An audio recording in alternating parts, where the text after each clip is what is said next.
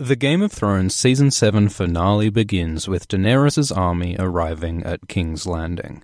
This is as close as Dany has ever come to her goal of the Iron Throne. She could probably swoop in and take it now, but she's holding off in the hopes of a truce. In her vision in Season 2, Dany approaches the throne and reaches for it but doesn't take it. Maybe this suggests that Dany will never win the throne. Jaime and Bronn watch from above and talk about the meaning of life. Is it gold? Family? Cocks? Bronn is one of the only characters in Thrones who's actually better off now than he was in Season 1. He's made money, been knighted, got people calling him my lord, while so many others have lost loved ones, or lost their heads, or their hands, or their cocks. Jon Snow also arrives at King's Landing. When his uncle Ned came to this city, he died. When Ned's father and brother came to this city, they died too.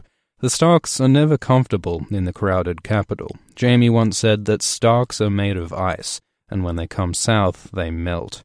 But as we soon learn, Jon is more than just a Stark. The groups meet in the ruins of the Dragon Pit. The Dragon Pit was built a few hundred years ago as a sort of a stable for the Targaryen dragons. But as Daenerys learned in Meereen, dragons don't like captivity. Over the years, the pit dragons grew smaller and stunted, which reflects the slow decline of the Targaryen dynasty. It also reflects the nature of magic in Game of Thrones. Magic is wild and uncontrollable, a sword with no hilt. If you lock a dragon in a box, it'll waste away, but if you let it loose, it'll eat people, so there's no safe way to use it. Which is why some people think that the Maesters of the Citadel may have deliberately killed off the dragons as part of a conspiracy against magic. Go watch that video. But everyone comes together in the biggest meeting of characters ever. Tyrion reunites with Bronn and Pod, who have both saved his life in the past. Brienne and the Hound talk about Arya like proud soccer mums, even though Brienne almost killed Sandor once. Other reunions aren't so happy. Tyrion sees his sister Cersei after he killed their father Tywin. Daenerys meets Jaime, who killed her father Aerys. Theon sees Euron, who captured his sister Yara, and Jon meets Cersei, who helped kill his uncle Ned. There's also this awkward love square between Brienne, Jaime, Cersei, and Euron, so all of this history makes for a very tense scene. Bronn leaves early with Pod. Tyrion had just offered Bronn gold if he changes sides, and Bronn always said he looks after himself and doesn't want to risk his life fighting dragons.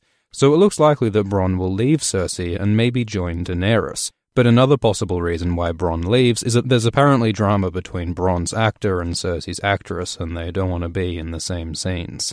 The Hound threatens the mountain, which all but confirms Clegane, the idea that these brothers will fight to the death in the greatest grudge match in Westeros. Sandor has always wanted to kill his brother. They fought once in Season 1, and it looks like they'll fight a final time in Season 8. Since Gregor is now some kind of zombie, the Hound might need to use fire to kill him, which might allow Sandor to get over his fear of fire, which he got from Gregor burning his face in the first place. So Clegane is kinda silly, but it could give a neat sense of closure to Sandor's story. Daenerys arrives on her dragon. You can tell she's been practicing her impressive entrances, and Euron gets a hungry look, seeing the dragon. There's a whole plot in the books about Euron trying to use a magic horn to steal one of Dany's dragons. Maybe he'll try something similar in the show.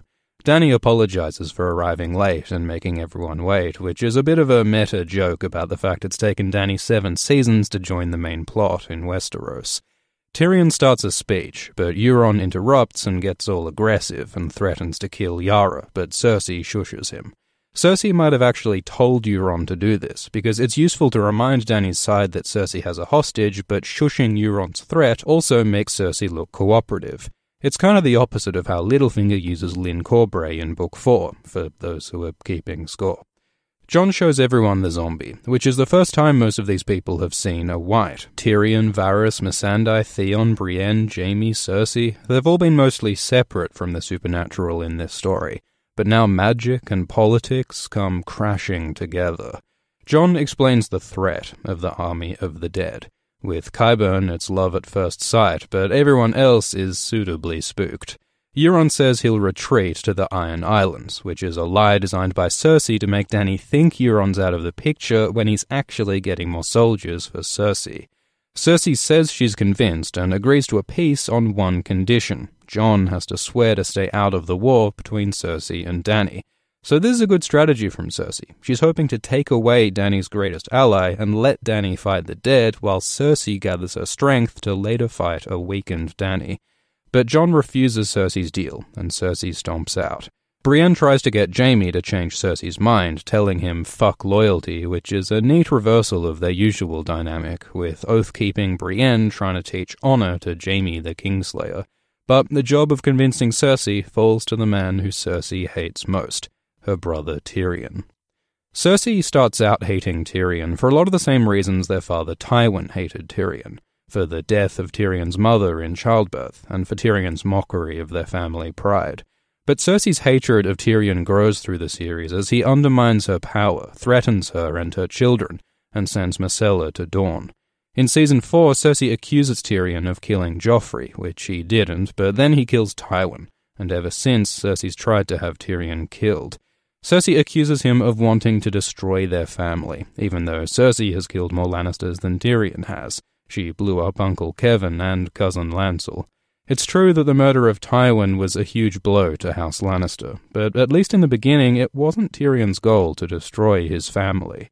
He loved Jaime, and he loved Myrcella and Tommen, and deep down, Cersei must know this, because when Tyrion tells her to kill him, she doesn't. Maybe she only wants to keep him alive to make this peace deal. But Cersei says she doesn't care about the world, doesn't care about anyone but herself and the people she loves. Tyrion works out that she's pregnant, the scene ends, and then they make the peace deal. So we don't know exactly what happens here, but it seems Cersei uses her pregnancy to show that she's got something to lose, to make Cersei more believable when she says she'll make peace. It's similar to when Cersei used her pregnancy to assure Jaime's loyalty. She's using her body as a strategic tool. As Cersei once said, a woman's weapon is between her legs. As always, Cersei uses her weapon to protect her power and her pride. Some people think that Tyrion might have offered Cersei something to convince her to make peace, like maybe that her child would be the heir to the throne or something. But does Cersei have much leverage in this situation anyway? It's in her interests to make peace, even if she gets nothing in return. So there may not have been a secret deal here between Cersei and Tyrion.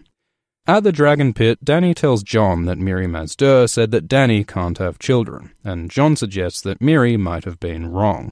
They keep on bringing up Dany's fertility. Maybe she can have kids now. Maybe she always could, and Daario was just shooting blanks. It could solve this whole succession problem if Dany has a kid with Jon, and a pregnancy could also suggest that Dany might actually survive this series, at least for another 9 months. Cersei declares that she'll make peace with Dany and fight with her against the dead, but later we learn it was all a lie, and Cersei will let Dany go north while she stays south and gathers her strength. Jaime argues that they need to go help defeat the dead, and that they won't defeat Dany in the long run anyway. Cersei points out that Dany has lost a dragon, which means that she can be beat, and she reveals that she sent Euron to Essos to hire a mercenary group called the Golden Company, using the gold from Highgarden. In the books, the Golden Company has a long history, and they're involved in Varys' complex conspiracy. Go watch that video. That sort of stuff won't be in the show, but they do have Oliphaunts, so that'll be dope. Point is, with the help of the Golden Company, Cersei hopes to defeat Dany when she returns from fighting the dead. But Jaime's mad. He's mad that Cersei didn't tell him her plan. He's mad that she's talking about marrying Euron. And most of all, he's mad about being forced to break his word to help Dany. Because all his life, Jaime's been hated for killing the king he swore to protect, Aerys Targaryen. Now, Jaime wants to ride with Aerys' daughter and restore his honor, do something selfless for once. Jaime stood by Cersei when she tried to kill his brother Tyrion. He stood by her when she killed Jaime's uncle and cousin and hundreds of innocents. But now Jaime realizes he can't be with Cersei and become the person he wants to be. And so, he leaves. Jaime rides north. Instead of rich gold Lannister armor, he wears black and rides a black horse, maybe hinting he could join the Night's Watch someday. But Jaime's final fate may be back at the capital. He and Cersei often say that they'll die together. Watch the Cersei video to see how that might end. As Jaime rides, snow falls on King's Landing. Winter is here. Up at Winterfell, Littlefinger leads Sansa to believe that Arya wants to kill Sansa and become Lady of Winterfell, which Arya herself kinda hinted last episode. And Sansa seems to believe Peter, but later she teams up with Arya and turns against him. So what changed? Some people think that Sansa and Arya had been secretly working together all along, that these arguments they had last episode were staged under the assumption that Littlefinger would spy on them, so he would think his plan to divide the sisters was working while they actually plotted against him. But this idea isn't really supported by the show. It's not clear what Sansa would gain by leading Peter along. There's no evidence that Peter would have heard these multiple private conversations. And if Peter was a good enough spy to see these, wouldn't he have also heard their real plans? An interview with Bran's actor suggests that these Sansa-Arya scenes were real, but at some later point Sansa asked Bran for help and he told her that Littlefinger misled them, and only then did Sansa team up with Arya against Peter.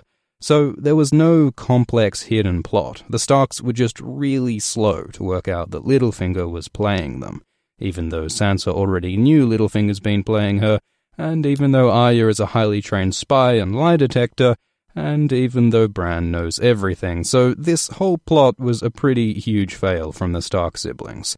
But they now realize that Peter is their enemy, and accuse him of his crimes. Killing Lysa, conspiring to kill Jon Arryn, lying about this dagger to cause war, betraying Ned, and giving Sansa to the Boltons. Littlefinger falls to pieces, and totally fails to defend himself, even though he probably could. The Starks have no hard evidence of Peter's crimes, apart from the word of a crippled boy who claims to be psychic. Surely the master schemer Peter could talk his way out of this, just like he talked his way out of Lysa's murder in the first place. But he breaks down when he sees Sansa set against him. He loves her so much, in his own creepy way, that he just cannot deal with her against him, and so he's killed by Arya, with the same blade Peter used to start this whole war in Season 1. Catelyn once said that Peter is clever, but not wise. He was clever enough to trick Sansa and Arya, clever enough to cause a whole war, but not wise enough to see that his obsession with Sansa was his blind spot and his downfall. And now Sansa has finally freed herself of his control. All series she's been a pawn of Cersei, the Tyrells, Peter, Ramsay, but as Peter says, even the humblest pieces can have wills of their own. Sansa has learned from the people who controlled her and freed herself at last. She's her own person now, with her own power. We'll see next season how she chooses to use it. We also get a scene of Arya and Sansa being friends again. Sansa quotes Ned saying, "When the snows fall and the white winds blow, the lone wolf dies but the pack survives. Starks gotta stick together." Might have been better advice if Ned said, "Hey, if you're thinking of murdering your sister, ask your psychic brother first to check if you're being Littlefingered," but it did work out in the end. The Starks are united. At Dragonstone, Theon tells Jon about how he felt growing up at Winterfell. He felt torn between his Greyjoy identity and wanting to be a part of the Stark family, and that conflict led Theon to commit his crimes, betraying the Starks, capturing Winterfell, killing Roderick, killing innocent kids. He has suffered for his crimes, Ramsay saw to that, and he's tried to redeem himself by saving Sansa, but he still feels guilt and feels torn between Greyjoy and Stark. So Jon gives Theon the forgiveness and the acceptance that he needs, says that Theon can be both a Greyjoy and a Stark. So with his character conflict fixed by a Pequeno los Dos, Theon sets off to save his sister Yara. But first, he has to win over his Ironborn crew, and he does it the way Ironborn do: violence. On the one hand, it might feel kinda cheap for Theon's long and complex character arc to climax with a fist fight, but on the other hand, this scene really does capture the meaning of Theon's Greyjoy identity. He gets beaten down and defeated, but then he rises again, harder and stronger. No matter how bad he suffered, how bad he fucked up, he can survive and persist and succeed. After the fight, Theon baptizes himself with salt water, born again like he was in Season 2. But this new identity he's forged is stronger than before. He gathers his 20 good men and sets off to save his sister. Sam arrives at Winterfell and meets with Bran, who he helped through the wall back in Season 3. Bran says he remembers everything, and he confirms the biggest, oldest secret in Game of Thrones, that Jon Snow is the child of Rhaegar Targaryen and Lyanna Stark. Rhaegar is Daenerys' brother, and Lyanna is Ned's sister. 20 years before the main story, Rhaegar ran off with Lyanna, even though Rhaegar was married to Elia Martell and Lyanna was promised to marry Robert Baratheon. So Robert started a war against the Targaryens, killing Rhaegar, usurping King Aerys, and making himself king. Lyanna died giving birth in Dorne, and Ned Stark came home with baby Jon Snow and claimed Jon was his bastard in order to protect Jon, because Robert would have killed him if he knew he was the son of a Targaryen. So that's the R+L=J theory, and readers have known about this for years, but Sam says something that not even Bran knew, that Rhaegar annulled his marriage to Elia Martell and secretly married Lyanna, meaning that Jon is not a bastard but a legitimate child of Prince Rhaegar, which means Jon's the rightful heir to the Iron Throne, ahead of Daenerys. A lot of readers suspected this too. There are heaps of hints in the books that Jon would be king, and people have speculated for years about a secret marriage. One idea was that they would be married on the Isle of Faces, because that's near where Lyanna met Rhaegar, and it has a bunch of weirwood trees. Weirwoods are used in northern marriage ceremonies, and greenseers like Bran can see through weirwoods for their visions, so maybe this will be how we learn of the marriage in the books. But this idea of annulment raises questions. In the books, it seems as though you can only annul a marriage if it's unconsummated, if the husband and wife haven't had sex. Rhaegar and Elia had 2 kids, so could their marriage be annulled? Maybe in the books, Rhaegar will just marry Lyanna in addition to Elia. The Targaryens do have a history of polygamy. But another weird twist is that Jon Snow's real name is apparently Aegon Targaryen. Aegon is a popular name because it's the name of the Conqueror, who first took over Westeros and founded the Targaryen dynasty. But the weird thing is that one of Rhaegar's other children by his first wife Elia is also named Aegon. So Rhaegar's 3 children are named Rhaenys, Aegon, and Aegon. Why? One possible reason is that Rhaegar seemed to be naming his children after Aegon the Conqueror and his 2 sisters, Rhaenys and Visenya. Rhaegar was really into prophecy and thought his first son Aegon would be Azor Ahai, maybe with his 2 other children, Rhaenys and Visenya, forming the 3 heads of the dragon, another prophetic thing. Point is, he might have expected his child with Lyanna to be a daughter and to name her Visenya, but when Rhaegar died and Jon turned out to be male, Lyanna would have to come up with a new name, and by that time Rhaegar's first son Aegon was dead, so Lyanna might as well name this new kid Aegon, for the Conqueror, and maybe to commemorate the dead Aegon. But it might still be a different name in the books. Some people think Jon will be called Aemon, as a parallel to Jon's mentor and ancestor, Maester Aemon. Or maybe Jaehaerys, one of the better Targaryen kings whose name starts with the same letter as Jon. But they say a blue winter rose by any other name still smells as sweet, so maybe the name is unimportant. What matters is that Jon is half Stark and half Targaryen, which connects nicely to what Jon told Theon earlier, that just as Theon can be a Stark and a Greyjoy, Jon can be a Stark and a Targaryen. We also get our first glimpse of Jon's father, Rhaegar Targaryen. He's perhaps not as pretty as he's described in the books, but he does look a lot like his brother Viserys. Maybe Viserys was imitating his brother's look. Bran explains that Rhaegar and Lyanna were in love. Rhaegar didn't kidnap and rape her, like Robert Baratheon claimed. And so, Bran says, Robert's rebellion was based on a lie, which might not be strictly true. Rhaegar and Lyanna weren't the only cause of the war. You could argue it really began when King Aerys killed Rickard and Brandon Stark, and demanded the heads of Robert and Ned. But still, this misunderstanding adds tragedy to Lyanna and Rhaegar's relationship, star-crossed lovers from opposing houses who both died young. But before we get too rosy-eyed about it, remember, we still know almost nothing about Lyanna and Elia's perspectives here. It sure looks like Elia was screwed over by her husband Rhaegar, and that Lyanna was a teenager who Rhaegar locked in a tower and used to produce a prophecy baby. So, in the books at least, there's still a lot to be explored about these relationships. While Jon's cousin Bran explains Jon's parents, Jon has sex with his aunt Daenerys, which is a whole lot of weird layers of incest. Tyrion listens outside and looks concerned. He might be a bit jealous of Jon, everyone's kind of in love with Daenerys, but he might also worry that romance between Dany and Jon could complicate the political situation. As Aemon once said, what is honor compared to a woman's love? If you're in love with someone, you might make decisions based on what's best for them instead of what's best for the kingdom. In Book 5, Barristan thinks of all the loves throughout history that have caused conflict, including Rhaegar and Lyanna's.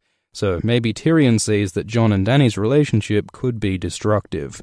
But, as Rhaegar knew, you can't fulfill a prophecy of ice and fire to save the world without breaking a few eggs.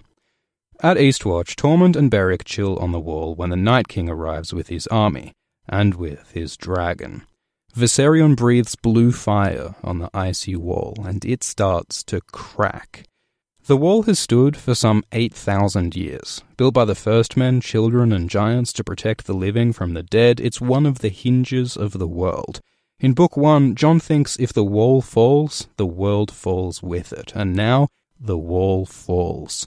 There is nothing between the army of the dead and Westeros. The fact that the Night King uses Viserion to take down the wall supports the idea that the lake scene last episode was a trap to take Dany's dragons, because otherwise the Night King was marching on Eastwatch with no apparent plan to pass the wall. So maybe the Night King, like Bran, is some kind of greenseer who can have visions of the future and past.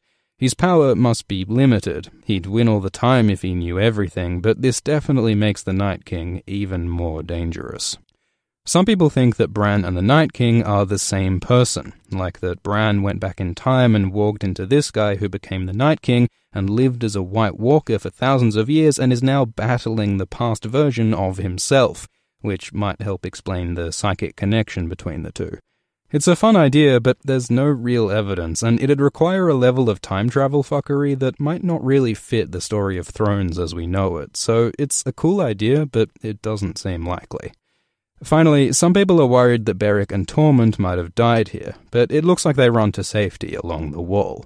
Beric's been talking about destiny so much that there's no way he's dying off-screen, and Tormund's got to survive to make giant blonde babies with Brienne, right? So they'll probably be back in Season 8. But who else will? Game of Thrones Season 7 killed the Freys, the Sandsnakes, the Tarleys, Olenna, Thoros, Benjen, and Littlefinger. So basically all the Lords of the South are dead, along with some other loose ends. This lets Season 8 focus on the main conflicts further north, between Cersei and Daenerys, and between the living and the dead. Almost all the named characters are in the north or heading there. The Starks, Sansa, Arya, and Bran, the Northern Lords like Lyanna, Brienne and Podrick, Sam and Gilly, Davos, Gendry, and the Hound, Dolorous Ed with the Night's Watch, Beric and Tormund at Eastwatch, and Dany's crew, Tyrion, Varys, Joram, Missandei, Grey Worm with the Unsullied, and the Dothraki, Jaime, and probably Bronn. All who's left south with Cersei is Qyburn and the Mountain. Euron's heading to Essos to get the Golden Company with the help of the Iron Bank, and Theon's out to save Yara, who might be at the Iron Islands with Aeron, or travelling with Euron maybe. And Melisandre's in Volantis, maybe with some other Red Priests. She said that she'd return. There are others who we might see again. There's Mira in the Neck, the Maesters at Oldtown, and Robin Arryn, who rules the Vale, represented in the north by Bronn's Jon Royce. We don't know what's happening in the Riverlands, but maybe we'll see Edmure again? The Reach, Stormlands, and Dawn are a big question mark. Maybe Cersei will take them all back while Dany's gone. We probably won't see Ilaria, or Dario, or Illyrio, or Quaithe. We'll hopefully see Ghost. But what this basically comes down to is all these people in the north against the dead, and against Queen Cersei. The time is done for complicated politics, for whole episodes devoted to walking and talking. The show has just 6 episodes left to give satisfying ends to all these character arcs, to answer big mysteries like Azor Ahai, to decide who'll live and who'll die, and to bring an end to the Song of Ice and Fire. Thanks for watching this video and this series.